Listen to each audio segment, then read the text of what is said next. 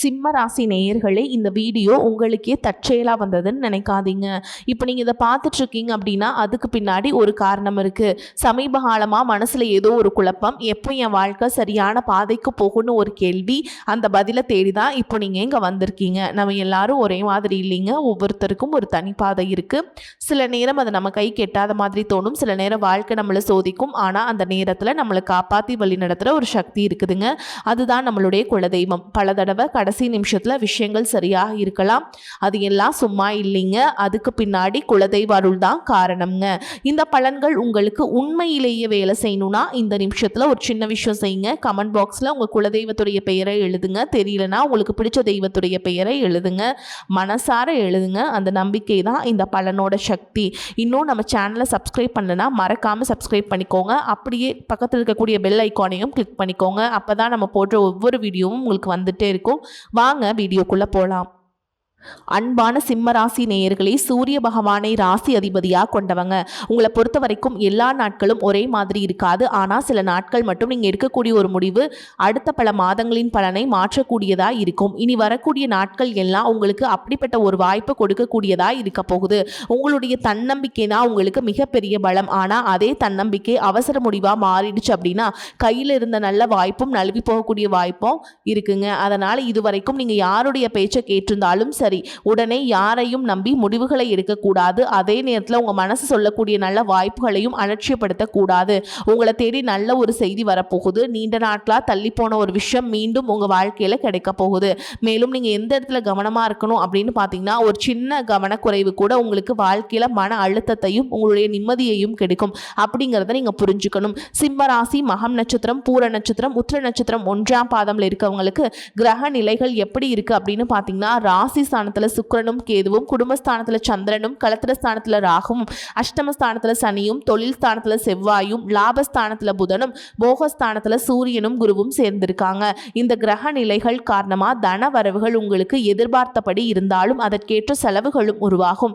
குடும்பத்தினர்களோட சுப நிகழ்ச்சிகளில் கலந்துக்குவீங்க. உயர் அதிகாரிகளால் எதிர்பாராத அலைச்சல்கள் உங்களுக்கு உண்டாகும். சகோதரர் வழியில் மகிழ்ச்சியான செய்திகள் கிடைக்கும். வாகன பயணங்கள் மூலம் உங்களுக்கு முன்னேற்றம் உண்டாகும். குடும்பத்தில் இருக்கக்கூடிய பெரியோர்களிடத்தில் அனுசரித்து போகணும். நண்பர்களுடன் சின்ன சின்ன வாக்குவாதங்கள் தோன்றி மறையும்.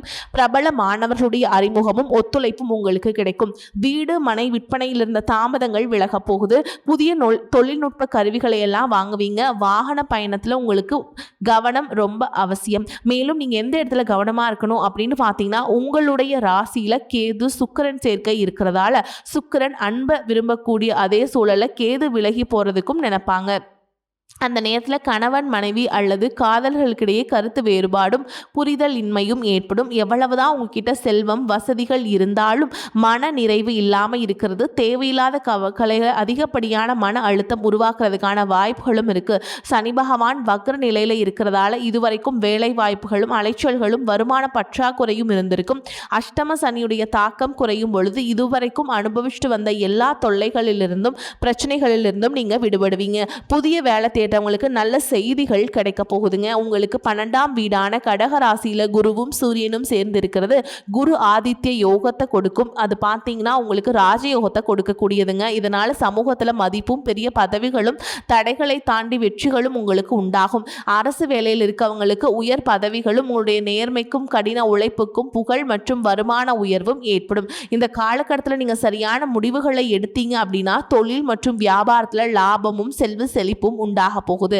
அதே நேரத்தில் உங்களுடைய தேவையற்ற மனக்குழப்பங்கள் நீங்கணும் அப்படின்னா ஆன்மீக வழிபாடு மற்றும் தர்ம காரியங்களை நீங்க ஈடுபடணும். இந்த மாதிரியான நல்ல விஷயங்கள் நடக்கும் பொழுது அதை தடுக்கிறதுக்கும் கெடுக்கிறதுக்கும் உங்க கூடவே இருந்து சில நபர்கள் அதற்கான தடைகளை ஏற்படுத்துவாங்க. உங்களுடைய நல்ல பெயருக்கு களங்கம் விளைவிப்பதற்காக சில எதிர்மறையான செயல்களையும் செய்வாங்க. அதையெல்லாம் நீங்க கடந்து வர வேண்டியது உங்களுக்கு மிகப்பெரிய போராட்டமா இருக்கும். மிகவும் முக்கியமா பாத்தீங்கன்னா, கடன் கொடுக்கல் வாங்கல ஜாமீன் சிபாரிசு விஷயங்களை திடீர் எந்த ஒரு முடிவுகளையும் எடுக்காம அமைதியாக கடந்து போகிறது உங்களுக்கு ரொம்பவே நல்லது. இது நாள் வரைக்கும் உங்கள் வாழ்க்கையில் நடந்த சில சம்பவங்கள், ஏமாற்றங்கள், துரோகங்கள் எல்லாமே ஒரு பெரிய பிடிப்பினையை கொடுத்திருந்தாலும் சில விஷயங்கள் எல்லாம் இன்ன வரைக்கும் உங்களால் ஜீர்ணிக்கவே முடியல.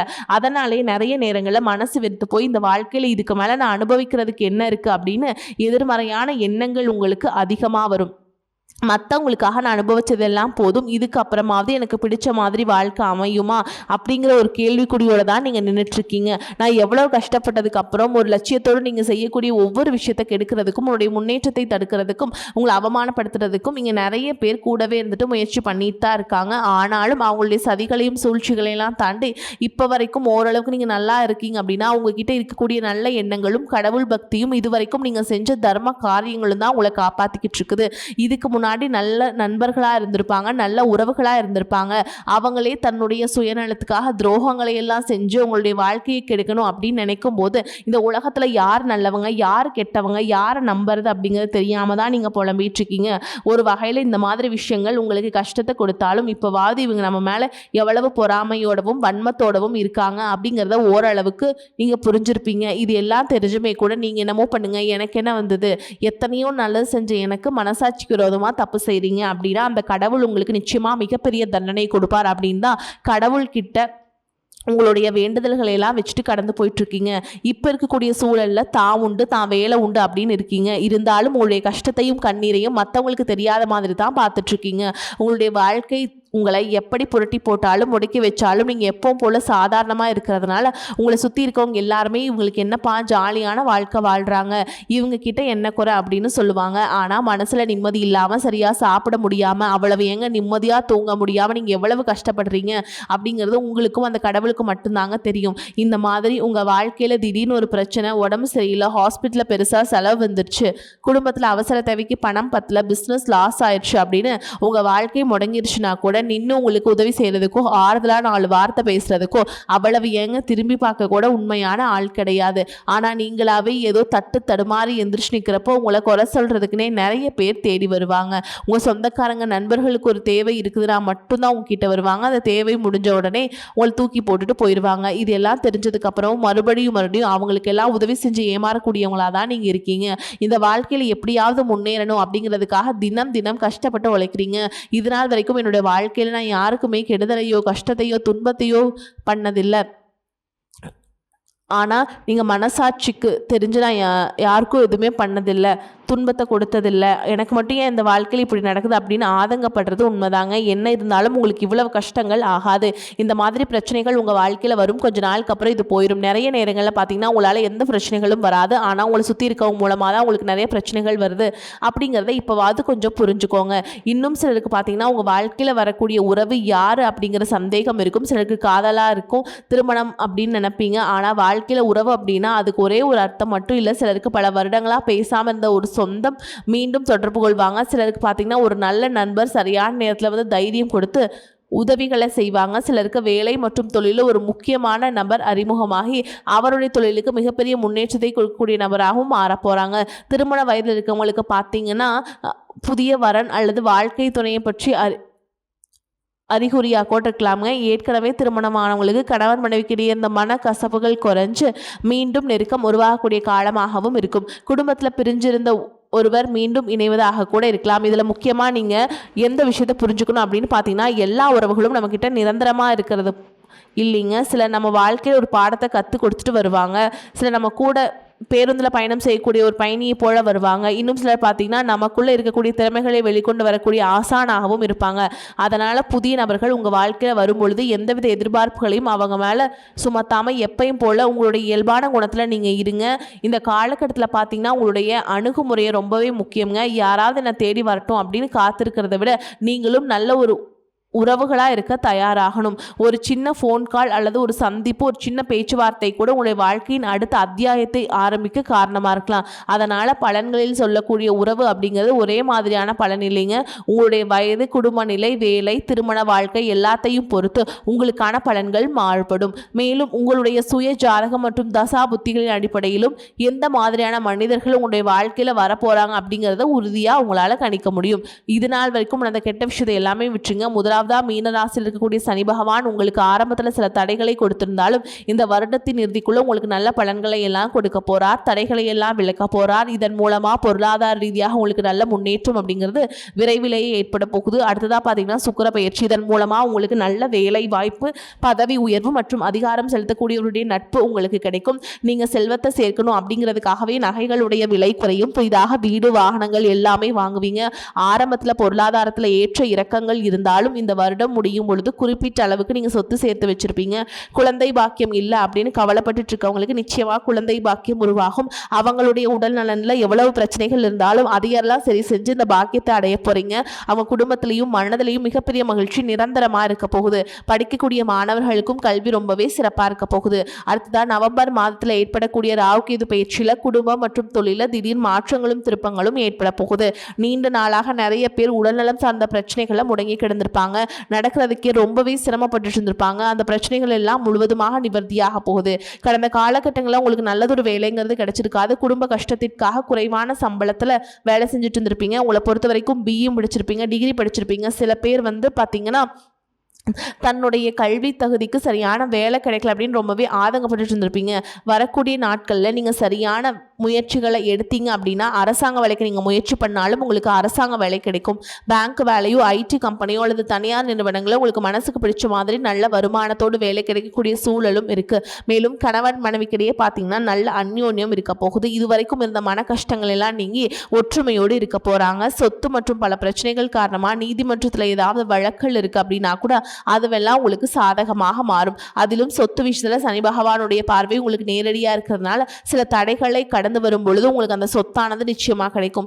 அரசியல்வாதிகளை பொறுத்த வரைக்கும் புதிய பதவிகள் எல்லாமே தானா கிடைக்கும். தேர்தலில் போட்டிட்டு ஜெயிக்கக்கூடிய வாய்ப்புகளும் இருக்கு. இது வரைக்கும் நீங்க வேலை செஞ்சுக்கூடியதுல சரியான ஒத்துழைப்பு இருந்திருக்காது. முழு ஈடுபாட்டோட வேலை செய்ய முடியாத அளவுக்கு சில பிரச்சனைகள் எல்லாமே இருந்திருக்கும். இனி வரக்கூடிய காலங்களில் உடன் வேலை செய்யறவங்க மூலமா உங்களுக்கு நல்ல ஆதரவு கிடைக்கும். சந்தோஷமா அந்த வேலையை செய்வீங்க. வேலையில உங்களுக்கு பண பலன்கள் ஏதாவது வராமல் இருந்துச்சுன்னா அந்த பண பலன்கள் எல்லாமே உங்களுக்கு வெகு சீக்கிரத்தில் கிடைக்கும். அரசு வேலையில் இருக்கக்கூடியவங்க சட்டத்திற்கு புறம்பா எந்த ஒரு காரியத்திலுமே ஈடுபடாமல் நேர்மையாக நடந்து கொள்வது நல்லது. பொது வாழ்க்கையில் இருக்கவங்களுக்கு நீங்க எதிர்பார்த்ததை விட மிகப்பெரிய நிலையை அடைய போறீங்க. தொழிலில் தடைகள் விலகுவது மட்டும் இல்லாமல் புதிதாக புதிய கிளைகளையும் தொடங்குவீங்க. உங்களுடைய உற்பத்தி அதிகரிக்கும், தொழிலை விரிவு செய்வீங்க. வரக்கூடிய நாட்களில் உங்களுக்கு விற்பனை அதிகமாகும். ஏற்றுமதி இறக்குமதியிலெல்லாம் உங்களுக்கு நல்ல லாபம் கிடைக்கும். நீங்கள் செய்யக்கூடியது சின்ன தொழிலோ பெரிய தொழிலோ அதுவெல்லாம் உங்களுக்கு நல்ல வளர்ச்சியை கொடுக்கும் அப்படிங்கிறத நீங்கள் ஞாபகம் வச்சுக்கோங்க. இனி வரக்கூடிய காலங்கள் எல்லாமே உங்களுடைய கனவுகளை நிஜமாக்கக்கூடிய நாட்களாக இருக்க போகுது. குடும்பத்தில் முன்னேற்றமும் பொருளாதாரமும் கிடைக்கும் பொழுது உங்களுடைய சுய ஒழுக்கத்தில் நீங்கள் ரொம்பவே கவனமாக இருக்கணும். பேசக்கூடிய வார்த்தைகள், பழகக்கூடிய நபர்கள் எல்லார்கிட்டையுமே எந்த ஒரு இடத்துலையுமே தான் அப்படிங்கிற கர்வத்தை மட்டும் நீங்கள் வச்சுக்க கூடாது. மற்றவர்களை குறைவாக பேசுறதோ, மட்டம் தட்டி பேசுறதோ, அதை காயப்படுத்துற மாதிரி பொது இடங்களை பேசிடக்கூடாது. நீங்களும் சரி, உங்களை சுற்றி இருக்கவங்களும் சரி எப்பவுமே பாசிட்டிவான எண்ணங்கள்ல இருக்கணும். அப்படின்னா எதிர்காலத்திற்கான நல்ல திட்டமிடுதல் எப்பவுமே அவசியம். அதனால நீங்க எந்த ஒரு விஷயத்தை செய்யும் பொழுதும் எதிர்காலத்தில் எனக்கு எந்த மாதிரியான பலன்களை கொடுக்கும் அப்படிங்கிறத மனசில் வச்சுக்கிறது அவசியங்க. இதை நீங்கள் சரியாக செஞ்சுட்டு வந்தீங்கன்னா பெரியவங்களுடைய உதவிகள் கிடைக்கும். உறவுகளில் இருந்த சண்டை சச்சரவுகள் முழுவதுமாகவே விலகும். புதிய நண்பர்களும் உங்களுக்கு உதவி செய்வாங்க. தொழிலில் ஏற்பட்ட நெருக்கடிகள் விலகும். பொருளாதார ரீதியாக நலிவடைந்த நிறுவனங்கள் மீண்டும் முன்னேற போகுது. மேலும் மேலும் உங்களுக்கு வியாபாரத்தில் எதிர்பார்த்த லாபமானது கிடைக்கும். உங்களுடைய புதிய சிந்தனைகள் மற்றும் நேர்மறையான எண்ணங்கள் உங்களுடைய வளர்ச்சிக்கு காரணமாக இருக்க போகுது. கடந்த காலகட்டங்களில் திருமணம் பார்த்தீங்க அப்படின்னா நிறைய பிரச்சனைகளும் சிக்கலுமா இருந்திருக்கும். அதிலும் ஜாதகம் சரியில்லை, சொந்த வீடு இல்லை, வசதி இல்லை, பெற்றோர்கள் சரியில்லை, அரசு வேலையாக இருக்கணும், இந்த மாதிரி எத்தனையோ காரணங்கள் எல்லாம் சொல்லி உங்களுக்கான திருமண தடைகள் ஏற்பட்டு இருந்திருக்கும். இன்னும் சிலருக்கு பார்த்தீங்கன்னா தெரிஞ்சவங்களாலையும் நண்பர்களாலையுமே திருமணங்கள் எல்லாமே நின்று போயிருக்கும். இந்த மாதிரி இடத்துல உங்களால் எந்த விஷயத்தெல்லாம் சரி செய்ய முடியுமோ அதையெல்லாம் சரி செஞ்சுட்டு குரு பயிற்சிக்கு பிறகு நீங்கள் திருமண முயற்சிகளில் ஈடுபட்டீங்க அப்படின்னா உங்களுடைய மனசுக்கு பிடிச்ச மாதிரியான நல்ல வரன் அமையும். குடும்ப வாழ்க்கை சிறப்பாக இருக்கும். உங்களுடைய வாழ்க்கை அழகாக இருப்பாங்க. கை நிறைய சம்பாதிக்கக்கூடியவங்களாகவும் இருப்பாங்க. அதே நேரத்தில் வாழ்க்கை துணை எழுந்துட்டு இரண்டாவது திருமணம் பற்றி யோசிக்கக்கூடிய ஆண்கள் மற்றும் பெண்களுக்கு தன்னுடைய வாழ்க்கையில் வரக்கூடிய துணை அவங்களுடைய பழக்க வழக்கம் ரெண்டு பேருக்கும் கருத்தொற்றுமை இருக்கா, மனப்பொருத்தம் இருக்கா மற்றும் தேவைப்பட்டால் அவங்களுடைய ஜாதகத்தை கூட ஒரு முறை நீங்கள் சரி பார்த்துட்டு இரண்டாவது திருமணத்துக்கு முயற்சி செஞ்சீங்க அப்படின்னா நல்ல வாழ்க்கை துணை அமையும். மற்றவங்க பொறாமைப்படக்கூடிய அளவுக்கு நல்லதொரு வாழ்க்கையை நீங்கள் வாழ்ந்து காட்டுவீங்க. படிக்கக்கூடிய மாணவர்களுக்கு பரீட்சையில் நல்ல மார்க் வருமா, பாஸ் ஆகுமா அப்படிங்கிற மாதிரி குழப்பங்கள் இருக்கும். வரக்கூடிய தேர்வு முடிவுகளானது நல்ல தேர்ச்சியை கொடுக்கும். ஓரளவுக்கு நல்ல மதிப்பெண்கள் வாங்கி பாஸ் ஆகிறது மட்டும் இல்லாமல் அடுத்தடுத்த மேற்படிப்புகளும் நீங்கள் படிப்பீங்க. காதலிக்கக்கூடியவர்களுக்கு சரியான புரிதல் இல்லாமல் பிரிஞ்சிருந்திருப்பீங்க. இன்னும் சிலருக்கு பெற்றோர்களே காதல்களுக்கு தடையாக இருந்திருப்பாங்க. வேறு ஜாதியாக இருக்குது, நல்ல குடும்பமாக இல்லை, வசதி இல்லை அப்படின்னு ஏதாவது ஒரு ரீசன் சொல்லி அவங்களும் தட்டி கழிச்சிட்டு இருந்திருப்பாங்க. ஆனால் இனி வரக்கூடிய காலங்களில் நீங்கள் உண்மையாக உங்கள் காதலை வெளிப்படுத்தும் போது அந்த காதல் கண்டிப்பாக கைகூடும். வீட்டில் போய் சொல்லும்போது பெற்றோர்களே உங்களுடைய காதலுக்கு பச்சை கொடி காட்டுவாங்க. திருமணம் நடத்தி வைக்கக்கூடிய வாய்ப்புகளும் இருக்குது. சிலருக்கு பார்த்தீங்கன்னா சின்ன வயசுலேயே தன்னுடைய வாழ்க்கை துணை இழந்திருப்பாங்க. சிங்கிள் பேரண்டாக தன்னுடைய குழந்தைகளை கவனித்து அந்த வாழ்க்கையை வாழ்ந்த மாதிரி இருந்திருக்கும். ஆரம்பத்தில் இது ஒரு போராட்டமாக இருந்தாலும் தன்னம்பிக்கையோடும் சுயமரியாதையும் இந்த சமுதாயத்தில் வாழ்ந்து காட்டுவீங்க. இதில் போலியான நபர்கள் உதவி செய்கிறேன் அப்படின்னு உங்களை ஏமாற்றக்கூடிய சூழலும் இருக்குது. அப்படி நபர்களை நீங்கள் சரியாக அடையாளம் கண்டுபிடிச்சு அந்த மாதிரி நபர்களை எல்லாம் நீங்கள் வாழ்க்கையில் என்றைக்கும் அனுமதிக்கக்கூடாது. எந்த ஒரு எதிர்பார்ப்புகளும் இல்லாமல் எப்பவும் போல் உங்கள் கடமையை செஞ்சுட்டு உங்கள் வாழ்க்கையை நீங்கள் வாழ்ந்துட்டு வாங்க. உங்களுடைய குலதெய்வமும் கிரக நிலைகளும் உங்களுக்கு துணையாக இருக்குது. இப்போ நீங்கள் எடுத்து வைக்கக்கூடிய ஒவ்வொரு அடியும் எதிர்காலத்தில் உங்கள் வாழ்க்கையில் உச்சம் இருக்கும் பாதைக்கு தான் கொண்டு செல்லும். வரக்கூடிய வாய்ப்பில் தவற விட்டுறாதீங்க. கெட்டியாக பிடிச்சிக்கோங்க. வாழ்த்துக்கள். வாழ்க வளமோடு நலமோடு. நன்றி, வணக்கம்.